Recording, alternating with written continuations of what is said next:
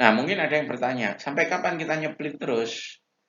Nah, kita nyeplit terus sampai atributnya habis. Contoh, ya pada contoh yang ini, untuk yang ini, nah, di sini nggak ada lagi atribut yang bisa dipakai ya, nggak ada lagi.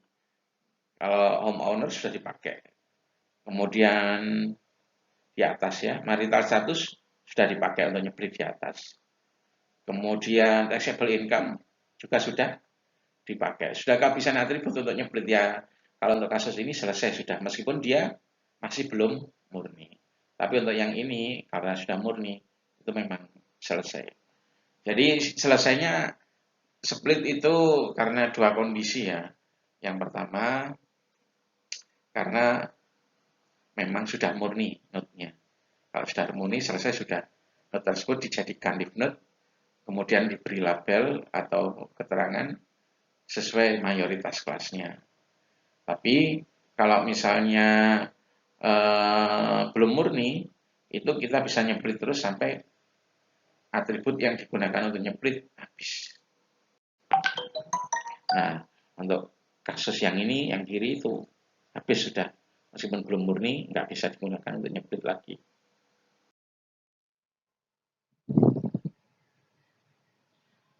Di bagian sebelumnya sudah dijelaskan tentang algoritma Han dan cara kerja algoritma Han. Ya, jadi algoritma Han itu intinya yaitu ini ya, di sini.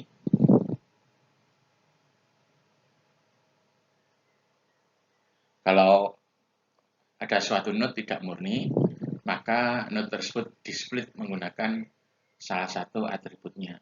Ada hal yang harus diingat di sini, yaitu yang pertama untuk menghitung atau mengetahui kemurnian dari sebuah node, kita melihat dari kelasnya ya di sini. Nah, kelas. Nah, itu yang harus diperhatikan. Kemudian kalau kita ingin men-split atau memecah salah satu node, kita menggunakan atributnya ini. Nah, ya, ini atributnya. Itu perlu diingat ya. Jadi untuk mengetahui kemurnian suatu node itu menggunakan kelas, kemudian untuk men-split suatu node menggunakan salah satu atribut. Nah, di contoh yang sudah diberikan barusan, di top level atau bagian root, itu splitnya menggunakan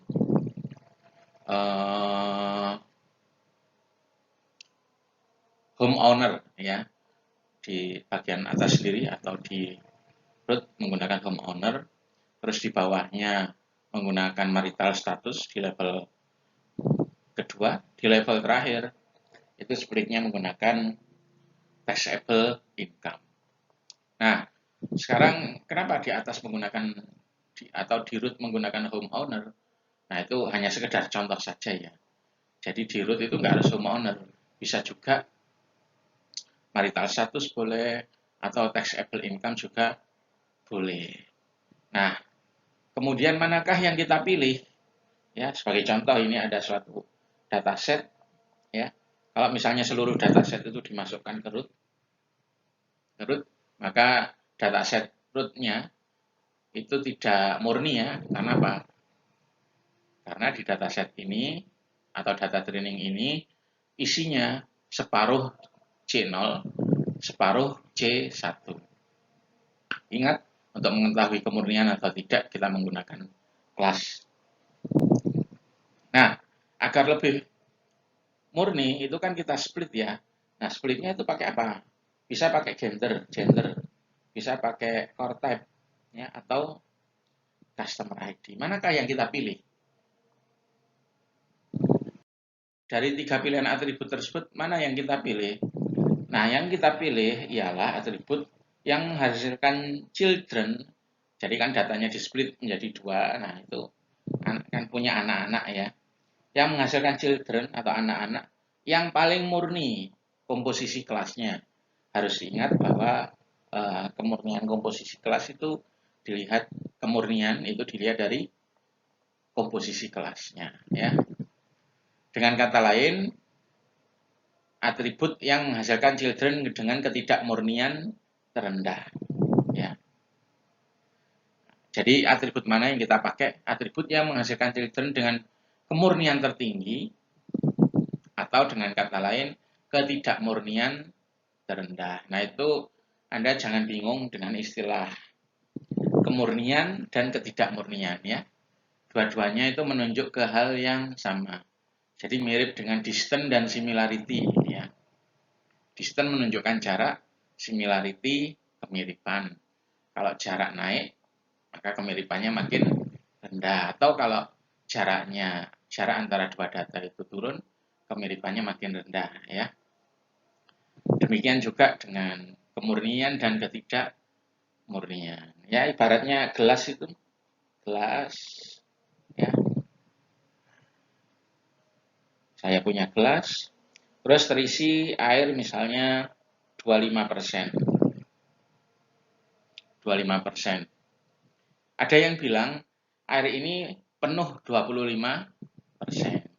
Ada yang bilang air ini kosong 75%. Kan sama saja. Orang yang bilang penuh 25% dengan kosong 75% itu kan sebenarnya menyatakan hal yang sama ya.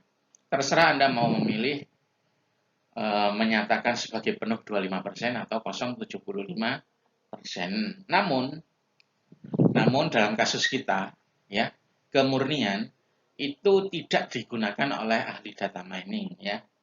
Jadi purity ya, kemurnian itu purity. Purity itu tidak dipakai. Justru yang dipakai sebagai ukuran adalah impurity ya.